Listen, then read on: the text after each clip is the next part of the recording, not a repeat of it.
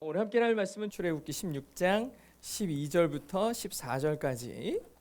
다 찾았으면 우리 같이 한 목소리를 읽겠습니다. 시작. 내가 이스라엘 자손의 원망함을 들었노라. 그들에게 말하여 이르기를 너희가 해 질 때에 고기를 먹고 아침에는 떡으로 배부르리니 내가 여호와 너희 하나님인 줄 알리라 하라 하시니라. 저녁에는 메추라기가 와서 진을 덮이고 아침에는 이슬이 진 주위에 있더니 그 이슬이 마른 후에 광야 지면에 작고 둥글며 서리같이 작은 것이 있는지라. 아멘. 아멘. 오늘 말씀의 제목은 공급하시는 하나님입니다. 공급하시는 하나님. 이 말씀의 제목으로 함께 은혜를 나누도록 하겠습니다. 우리는 모세를 통해서 하나님께서 쓰시는 사람이 어떤 사람인지 살펴보고 있습니다. 하나님께서 모세를 통해 애굽의 바로에게서 이스라엘 민족을 해방시키셨습니다. 그래서 6월절을 기점으로 이스라엘 사람들은 노예가 아니라 자유인으로 하나님의 자녀로 살기 시작하게 됐습니다. 하지만 그 자유도 잠시 얼마 가지 않아 앞으로는 바다가 있고 뒤로는 애굽의 정예 부대들이 쫓아와서 자기들을 죽이겠다고 쫓아오고 있는 거죠. 그때 하나님께서 바다를 가르시고 이스라엘을 다시 구원해 주셨습니다. 그런 기적들을 통해 하나님이 하시고자 하셨던 일은 너희를 구원할 자는 세상에 어디에도 없고 내가 너희를 구원하는 자다. 내가 바로 그 하나님이다 라는 걸 알게 하시는 겁니다. 알게 하시는 거죠. 그렇게 놀라운 승리의 감격을 누리기도 잠시, 이번에는 정말 오랜 길을 목마르게 걷고 걸어서 샘물을 발견했는데 쓴물을 마시게 하시죠. 우리는 그러한 모든 과정 가운데 왜 이런 일을 하나님이 하시지라는 궁금함이 있었지만 분명한 건 이 이스라엘이 교만하지 않게 하시고 너희를 살릴 자, 너희를 구원할 자 하나님이다. 모든 것이 하나님께 달려있음을 겸손하게 인정하게 만드는 과정들이 이러한 시간들이었어요. 지금까지도 승리하게 하신 분이 하나님이시고 앞으로도 인도하시며 승리하게 하실 분도 하나님이라고 고백하게 만드는 거예요. 나를 살리시는구나. 입술로 고백하게 만드시는 거죠. 자꾸 각인시켜요. 새기게 만드시는 거죠. 하나님은 승리하게 하시는 여호와 니시, 그리고 치료하시는 여호와의 라파, 그리고 쓴물을 지나 12개의 우물이 있고 70그루의 나무가 있는 쉼터로 인도하시는 여호와 이레의 하나님이심을 하나님이 이스라엘 민족에게 보여주셨습니다. 이스라엘 민족은 정말 놀라운 하나님의 역사를 직접 수차례 봅니다. 그리스도인이라면 누구나 이런 이적들을 다 보고 싶어해요. 내가 그래도 하나님을 믿는데, 내가 그래도 교회 다니는데, 예수를 믿는데 하면서 이적들을, 성경에 나와 있는 이적 중에 단 하나만이라도 내 삶 가운데 이루어지는 걸 보고 싶어하죠. 그리고 그러한 마음을 악용하는 사람들도 수두룩해요. 그러한 마음. 아무튼 하나님께서 나에게 만약에 그런 기적을 한 번만 보여주신다면 날마다 흔들리는 내 믿음이 견고해질 텐데, 다시는 이스라엘 사람들처럼 3일 전에 일어났던 기적을 까먹고 하나님을 원망하는 것 같은 그런 배신하는 이스라엘 민족 같지는 않을 텐데 라는 생각이 들어요. 저도 마찬가지입니다. 정말 이스라엘 민족처럼 며칠 지나지 않아 배신하고 말아버리는 어리석은 사람처럼 같이 행동하지 않고 정말 하나님을 사랑할 수 있을 텐데 라는 생각이 가끔 들어요. 근데 오늘 이스라엘 민족을 보니까 또 불평으로 시작하잖아요. 2절과 3절을 보니까 이스라엘 자손은 온 회중이 그 광야에서 모세와 아론을 원망하여 광야에 다 모여서 모세와 아론을 또 향해서 원망을 쏟아놓는 거예요. 뭐라고 원망하느냐?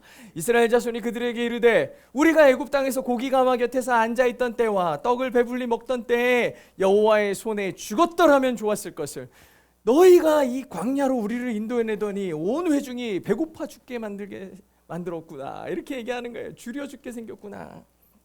이스라엘 백성들이 원망하는 이유를 들어보니까 진짜 막 굶주려서 하는 얘기가 아니에요. 잘 보면 우리가 애굽 땅에서 고기 가마 곁에 있을 때가 더 나았다라고 얘기를 해요. 고기 가마 곁에서 고기를 먹은 얘기가 아니에요. 이 사람들이 한 얘기는 주인들 고기를 삶아줬든 구워줬든 뭐 했든 고기 가마 곁에서 고기 굽는 냄새를 맡고 있는 상황이에요. 사실 이 사람들을 배불린 건 떡이죠. 떡 먹어서 배부르다 뭐 이런 얘기하는 거예요.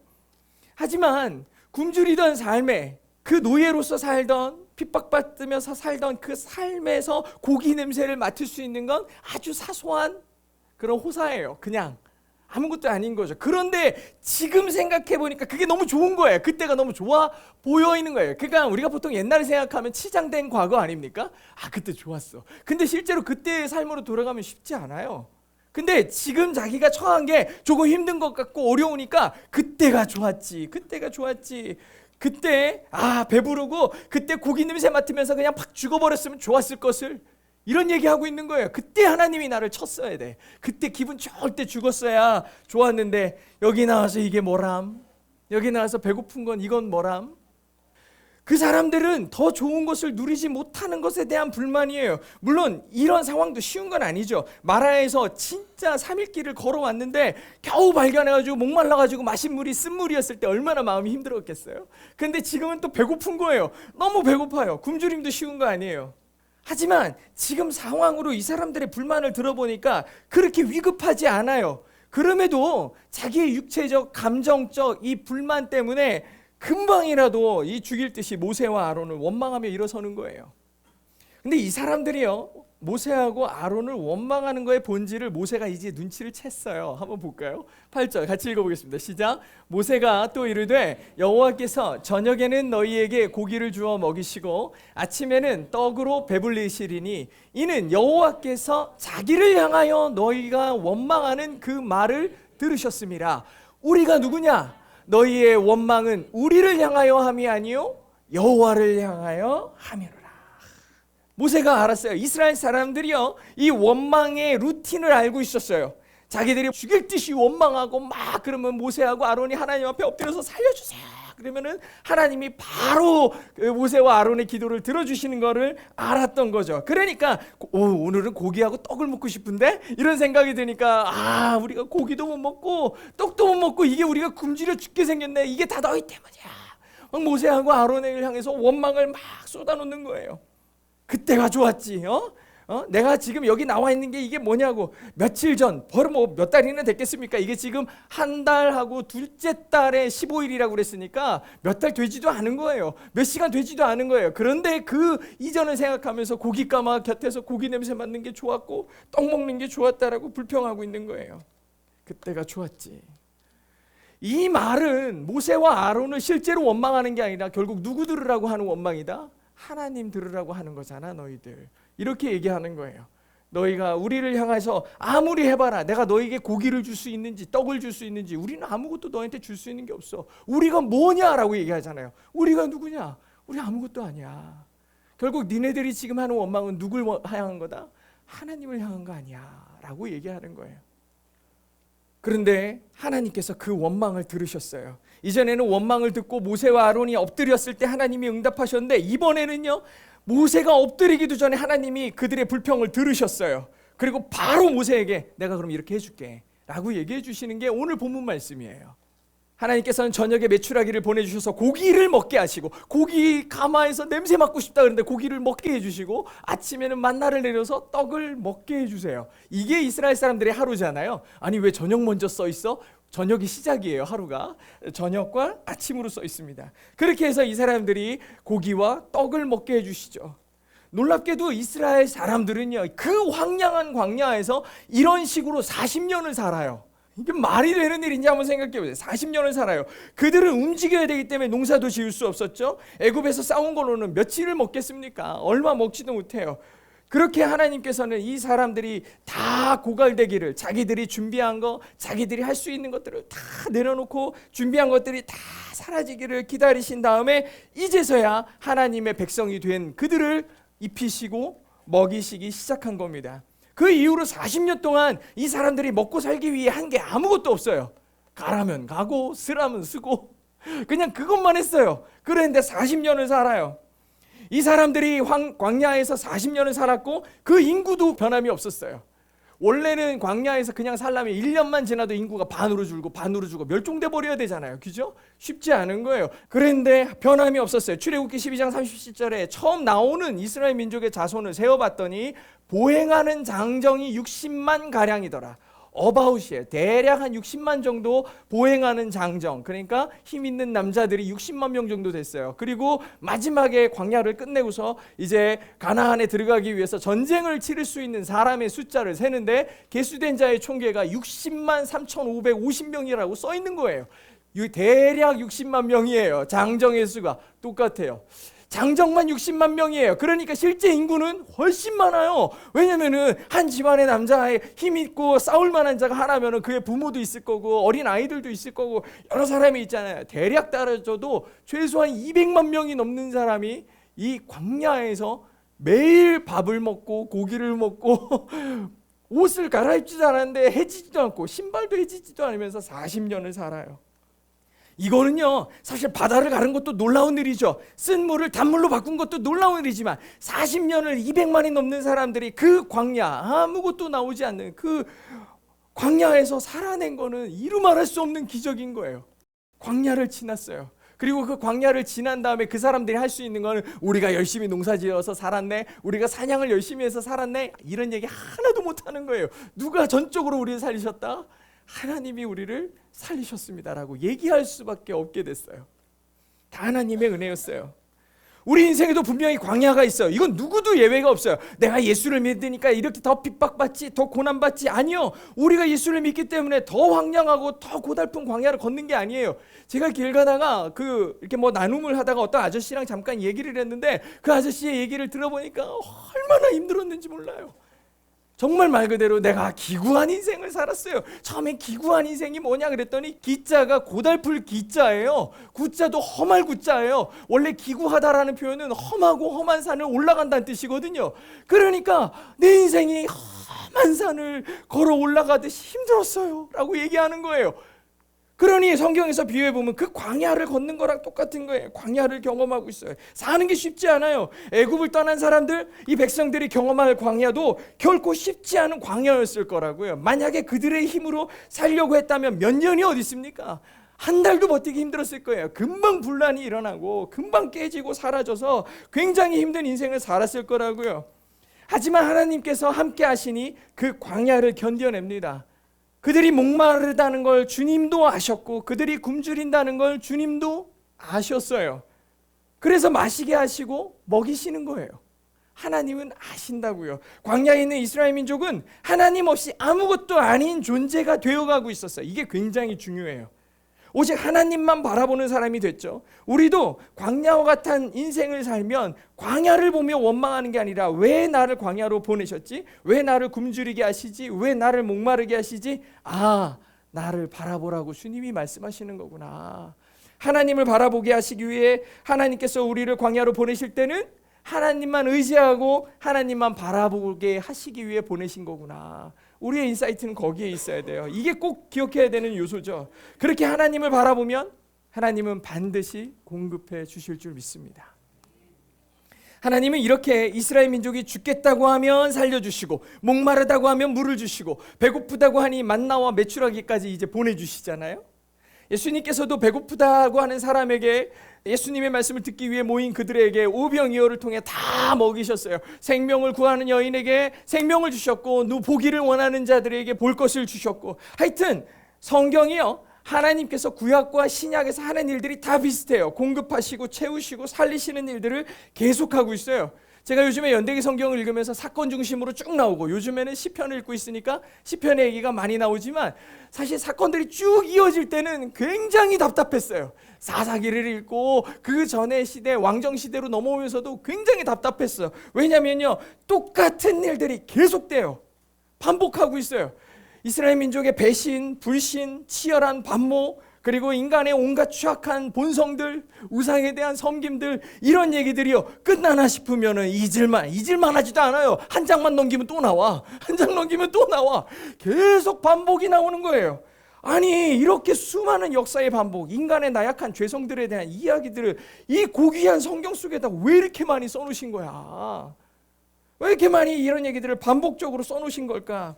꼭 이렇게까지 기록할 필요가 있는가? 차라리 성경이 메시지 전하고 싶은 얘기들을 1서부터 10까지 하나님께서 모세에게 주신 것처럼 요약 정리 딱 해가지고 외워. 군말하지 말고 외워. 그래가지고 그냥 외워서 머릿속에 딱 집어넣으면 될 것인데 굳이 성경에서 다 써놓는 거예요. 왜 이렇게 반복해 놓으셨지? 그리스도인이라면 알아야 될 것들을 꼭 선명하게 알려주시면 그만일 것을. 너무 마음이 답답해지는 느낌이 있어요. 하나님은 왜 그러셨을까? 근데 성경은 그 얘기들을 다 기록해요. 왜냐하면 계속해서 하나님과 인간 사이에 일어나는 일들이 등장인물만 바뀔 뿐이지 거의 비슷하게 반복하고 있잖아요. 제가 여기서 얻은 인사이트가 하나 있었어요. 도대체 왜 하나님은 이렇게 반복적으로 비슷한 얘기들을 하고 계실까? 성경은 지식을 전달하는 책이 아니구나. 이게 굉장히 중요했어요. 왜냐하면 보통 지식을 전달하는 책들을 보면 정리가 잘 되어 있잖아요. 1단원. 예를 들면 과학책 같은 거 보면 1단원 만유인력의 법칙. 그런데 2단원에 2단원 만유인력의 법칙. 이래. 또 3단원 또 만유인력의 법칙. 이러면 이게 책 아니죠. 이거 교과서 아니에요. 지식서가 아니에요. 백과사전을 샀었는데 1부터 10단원까지 다 그것만 써 있다고 생각해 보면 누가 이걸 보겠냐고. 이건 지식서가 아니에요.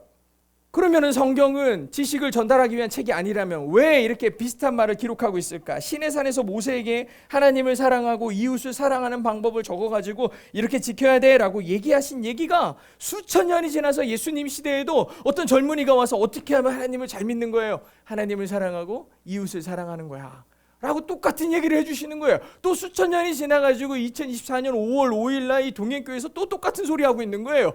여러분들은 맨날 똑같은 소리를 조금씩만 달리해서 계속 듣고 있는 거예요. 도대체 왜 이런 설교는 또 듣게 하시는 걸까? 내가 모르는 얘기를 듣는 게 아닌데? 따라서 이 이유가 뭘까를 깊이 고민해 보니 이건 아는 게 중요한 게 아니라 사는 게 중요하기 때문이에요. 삶은요 반복이더라고요. 여러분 지난주하고 오늘하고 뭐가 그렇게 크게 다릅니까?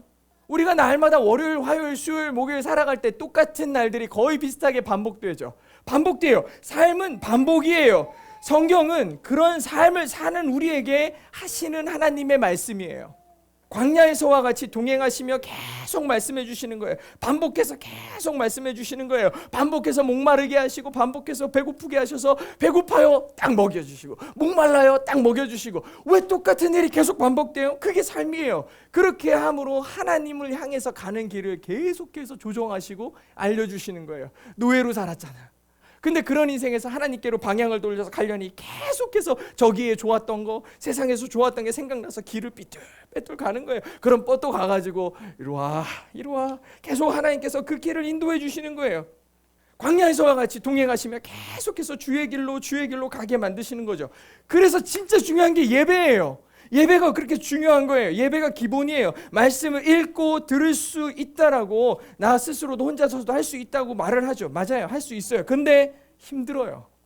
정말 힘들어요. 그래서 가장 기본인 예배를 반드시 드려야 돼요. 그리고 우리와 늘 함께 하시며 공급하시는 하나님을 경험해야 돼요. 이런 경험이 우리에게 감사를 생각나게 하고 고백하게 만들죠. 그래서 감사하는 삶이 그리스도인의 삶의 본질입니다. 야고보서 1장 17절에 보면 같이 한번 읽어보겠습니다. 시작. 온갖 좋은 은사와 온전한 선물이 다 위로부터 빛들의 아버지께로부터 내려오나니 그는 변함도 없으시고 회전하는 그림자도 없으시니라. 아멘. 여기서 아주 중요한 단어가 다예요. 다. 빛들의 아버지 되신 하나님께로부터 우리에게 오는 거라는 거예요. 인생 전부가 하늘에 계신 아버지로부터 우리에게 주어진다는 거죠. 그리고 이 일을 행하시는 그 하나님은 회전하는 그림자도 없대요. 즉 뭐다? 변함없으시다. 처음 창조를 시작하시고 이스라엘 민족을 늘 함께 하시며 동행하신 그분이 지금도 똑같이 역사하고 계신다. 그래서 우리는 말씀을 읽을 때 과거형으로 읽으면 안 돼요. 현재 진행형으로 읽는 거예요. 지금도 그때나 지금이나 동일하게 여전히 역사하고 계시는 이유이기 때문에, 그렇기 때문에 현재 진행형이죠. 교회를 다니고 있다고 말하면서도 공허한 사람들이 있어요. 하나님께서 함께하고 계심을 느끼지 못하기 때문이죠. 이 공허함은요 그 어떤 것으로도 채워지지 않아요. 근데 어리석게도 사람들은 세상의 방법들로, 세상의 것들로 그 공허함을 채우려고 무진장 애를 써요. 엄청 애를 써요. 하지만 아무리 애를 써도 채워지지 않는 게 인간적인 공허함이에요. 이 허튼 짓을 1년, 5년, 10년, 평생을 하는 사람들도 있어요. 그냥 주님께 나와서 주님을 붙들면 될 것을, 나의 갈급함을 고백하면 될 것을, 제가 이렇게 공허하다라고 말하면 될 것을 무척이나 애를 쓰며 어리석게 애를 쓰죠. 오늘 하나님으로만, 우리의 이 갈급함과 이 허전함, 이 공허함은 오직 하나님으로만 채워질 수 있는 거예요. 사랑하는 우리 동행의 성도들 가운데 공허한 지체들이 분명히 있을 거예요. 열심히 신앙생활하는 것 같고 예수를 믿는 것 같은데 늘 공허하다? 그렇다면 주님으로 채워져야 되는 거예요. 그렇게 되기를 진심으로 소망하고 기도합니다. 하나님과 성령님으로 충만해야 돼요. 다른 것으로 채우려고 시간을 낭비하고 힘과 인생과 삶을 낭비하지 마십시오. 오직 하나님의 공급하심으로만 충만해질 수 있다는 거, 그걸 확실하게 말씀드리는 거예요. 다른 이름은 없습니다. 이렇게 모든 것을 공급하시는 분이 하나님이신데 이스라엘 사람들은 잠깐의 공허감도 참지 못해서 또 불평하고 원망하잖아요. 하나님께서는요, 우리가 올려드리는 영광도 분명히 받으시고 들으시지만 또 하나 아주 중요한 거, 우리의 원망도 들으신다는 거예요. 이게 굉장히 중요했어요. 같이 읽겠습니다. 시작. 그들에게 이르기를 여호와의 말씀에 내 삶에 두고 맹세하노라. 너희 말이 내 귀에 들린 대로 내가 너희에게 행하리니. 아멘. 하나님께서는 들으시고 들으신 대로 행하신다고 한 말이에요. 저는 이 얘기 들을 때 되게 두려웠어요. 왜냐하면 제가 한계 있거든요. 저부터도 얼마나 많이 불평하고 원망하는지 몰라요. 껐떡하면 죽겠다 그러고 안 된다고 그게 되겠어? 불평하고 낙심하는 말들이 얼마나 많이 나왔는지 몰라요. 저주했던 순간들도 수두룩해요. 그러니까 이 말을 읽고서 갑자기 그런 생각들이 막 지나가면서 섬뜩한 거예요. 정말 말 조심해야 되겠다. 하나님이 듣고 계시는구나. 근데 이 말씀을 읽으면서 또 하나 우리가 느낄 수 있는 건 소망이에요. 소망. 뭐냐면 하나님께 영광을 돌리는 우리의 예배와 찬양의 소리도 동시에 들으신다는 얘기잖아요. 그분이 들으신다. 내가 함부로 말했던 것이 두려웠다면 내가 기쁨으로 찬양했던 건 기쁨이 되는 거예요. 하나님이 이걸 들으시는구나. 우리의 예배와 우리의 찬양도 들으시죠. 우리의 감사와 환희의 소리도 분명히 주님은 들으신다는 거죠. 따라서 우리가 이 두 가지에 말할 수 있는 권한이 있다면 우리는 선택해야 됩니다. 나는 불평을 얘기할 건가? 아니면 찬양을 할 건가? 나는 슬픔에 빠져 있을 건가? 낙심에 빠져 있을 것인가? 아니면 감격과 감동을 얘기할 것인가? 하나님께서 이 두 가지를 들으신다면 우리의 입술은 원망을 말하기보다 감사를 말하는 우리가 되어야 될 것입니다. 불평을 줄이고 더 많이 기뻐하는 우리가 되어야 됩니다. 또 동시에 우리는 입으로 쏟아내는 말들이 불신이 아닌 믿음의 말들을 해야 돼요. 계속 믿음의 말들을. 그리고 그것이 습관이 돼야 돼요. 믿음의 말들을 하면 내 이웃과 내 사랑하는 사람들이 그 말을 들을 거 아닙니까? 소망의 말들을 하십시오. 그러면 우리가 하는 말들을 우리 이웃이 듣고 교회가 들어요. 축복의 말을 하십시오. 그러면 그 축복을 들을 거예요. 그리고 그 축복의 베이스, 그 소망의 베이스, 그 믿음의 베이스에 하나님의 말씀이 있는 거예요. 하나님의 말씀을 가지고 소망과 믿음과 그리고 축복을 말하는 거예요. 우리가 하는 말의 근본에 하나님의 말씀이 있어야 된다는 거죠. 그래서 예배가 중요해요. 그리고 입술에서 계속 찬양이 끊어지지 않게 하는 거 되게 중요해요. 찬양은 대부분 소망이고 감사이고 축복이잖아요. 다 찬양이 끊어지지 않게 하는 거예요. 날마다 그렇게 주님 앞에 나아가는 거죠. 로마서 10장 10절에 보면 같이 읽겠습니다. 시작. 사람이 마음으로 믿어 의에 이르고 입으로 시인하여 구원에 이르느니라. 여러분의 입에서 나오는 말이 여러분을 살리는 말이 되기를 축복합니다. 하나님께서 이스라엘 민족에게 주신 떡은 만나였습니다. 만나. 온 땅 위에 둥글고 하얀 서리 같은 만나를 매일 아침 내려주셨죠. 이것으로 떡도 만들어 먹을 수 있고 어떤 사람은 말려서 과자도 만들어 먹고 죽도 만들어 먹고 하여튼 만나로 할 수 있는 게 많았대요. 근데 이 만나에는 아주 심각한 문제가 하나 있었는데 유통기한이 하루밖에 안 돼요. 너무 짧은 거예요. 유통기한이 짧아요. 만약 너무 많이 만나를 거두어 드리면 그 다음날 어김없이 벌레가 생겨서 썩어버려요. 사람들이 얼마나 불안했겠습니까? 아니 만나를 아무리 쌓아놓으면 뭐해? 그 다음날 다 썩어버리는데 어디 보관할 데도 없잖아요. 뭐 냉장고 끌고 다니는 것도 아니고 냉장고가 있었다 해도 하나님의 약속이었기 때문에 반드시 썩어서 벌레가 생기고 버려졌을 거라고요. 사람들은 늘 불안했어요. 그냥 오늘 먹을 거 요거 내일 만약에 만나가 안 내리면 어떻게 돼요? 그냥 굶어야 돼요. 내일 만나가 안 내리면 죽어야 될지도 몰라요. 뭐 물론 하루 안 먹는다고 죽진 않겠지만 굶어야 돼요. 그래서 아무리 모세가 오늘 먹을 것만 챙겨라, 오늘 먹을 것만 해둬라 아무리 얘기해도 마음속에 불안하니까 조금씩 혹시 모르니까 하면서 내일 것들도 꼭 모아놨어요. 그런 사람이 있었을까 없었을까? 있었어요. 그래가지고 모세가 화났거든요. 모세가 그들에게 이르기를 아무든지 아침까지 것을 남겨두지 말라 했는데 그들이 모세에게 순종하지 않고 덜어는 아침까지 두었더니 벌레가 생기고 냄새가 나는지라. 모세가 그들에게 노하니라. 왜 이렇게 말을 안 들어? 이렇게 말을 안 들어. 아니 근데 저는 사람들이 이해가 돼요. 아니 오늘 먹을 거 내일 내릴지 안 내릴지 모르는데 왜 하나님은 굳이 오늘 먹을 것만 먹으라고 했냐? 그게 궁금했어요. 내 일을 왜 이렇게 불안하게 만드시지? 좀 생각해 봤어요. 그리고 이런 결론이 내려졌는데 더욱 하나님만 의지하게 하려고 그러시는구나라는 결론을 내렸어요. 되게 뻔한 답이죠. 되게 뻔한 답인데 그거밖에 해결이 안 되더라고요. 그러면 그게 어떻게 해서 하루치만 주는 게 왜 하나님만 의지하는 거야? 라고 물어볼 수 있잖아요. 자신의 영적 궁핍함을 알아야만 하나님을 강하게 붙드는 사람이 될 수 있어요. 생각해 보십시오.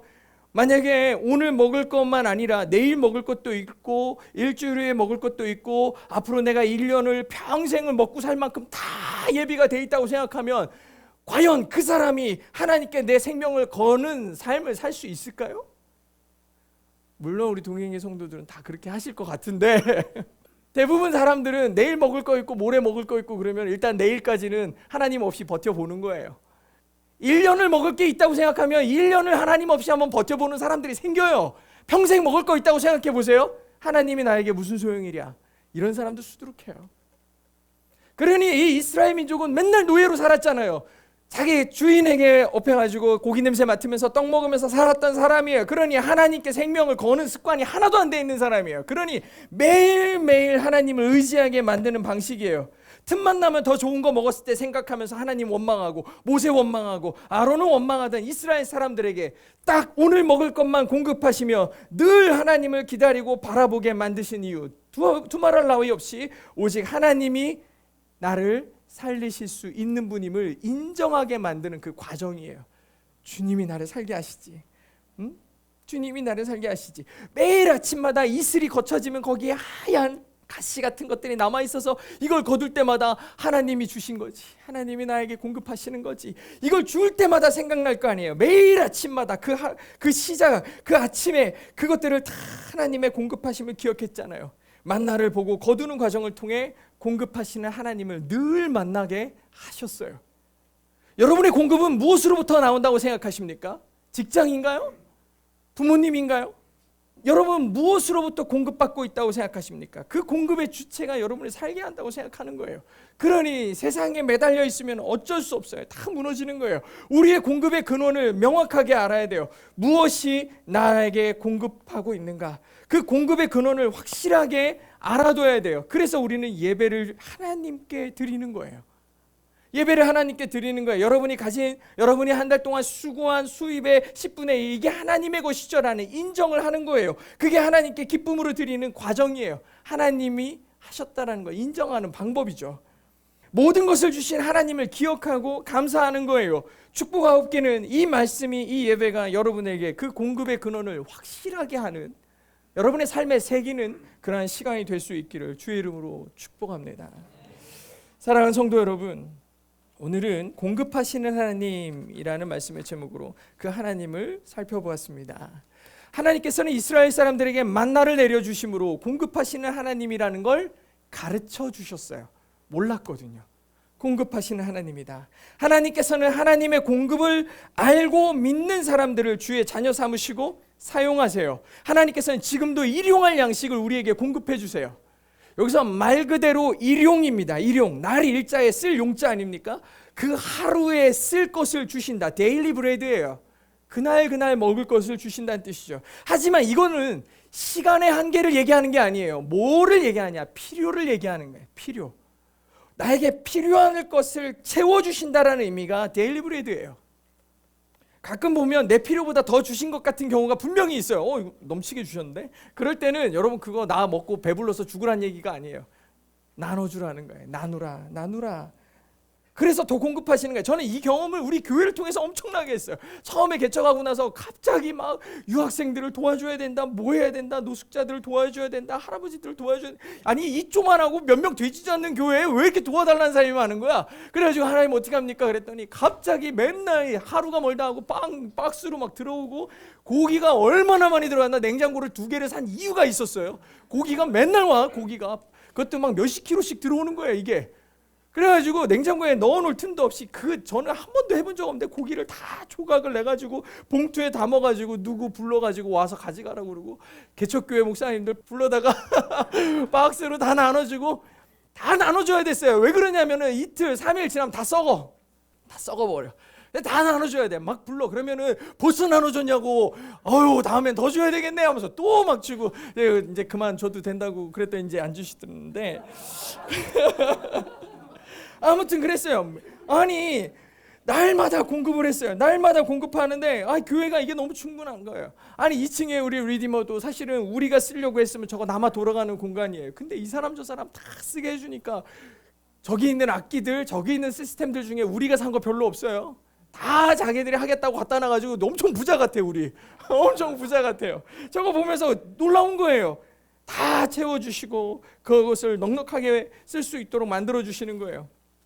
물론 쌓아둔 것이 하나도 없어서 좀 불안한 마음이긴 해요. 이제 그만 그럼 바로 나가야 돼. 바로 끝나야 되는 거예요. 그런데 좀 불안한 마음이 없는 건 아니지만 그래도 다 쌓아뒀다가 그 썩어버리는 것보다 훨씬 낫지 않아요? 다 나누는 다 줘버려요. 이제 여름이 되면 선교를 떠나기 위해서 마치 안식일을 앞두고서 이틀치를 거두는 이스라엘 백성들처럼 우리도 조금 모아야 되겠죠. 이제 선교지를 떠나야 되니까 팀들에게 쉐어하고 나눌 것들을 분명히 모으긴 해야 되겠지만 그것들도 그때 다 써서 썩지 않도록 선교사님을 돕고 이웃을 돕고 이런데 쓸 수 있도록 다 써버릴 거예요. 다 우리가 남는 우리에게 넘치도록 부으시는 것들은 이웃과 어려운 교회와 선교를 위해 주신 거라고 믿기 때문에 우리는 그렇게 다 쓸 거라고. 우리의 기도는 하나님 우리에게 주신 달란트, 우리에게 주어진 돈과 힘, 물질, 하나님의 축복이 썩어져서 버려지지 않게 해주세요. 이게 우리 그리스도인의 당당한 고백이고 하나님을 향한 당당한 요구가 돼야 돼요. 우리를 사용해달라는 간절한 기도가 분명히 있어야 됩니다. 그때 하나님의 넘치는 하나님의 공급하시는 은혜를 삶으로 경험하게 될 줄로 믿습니다. 그런 여러분 되시기를, 그런 교회 될 수 있기를 주의 이름으로 축복합니다.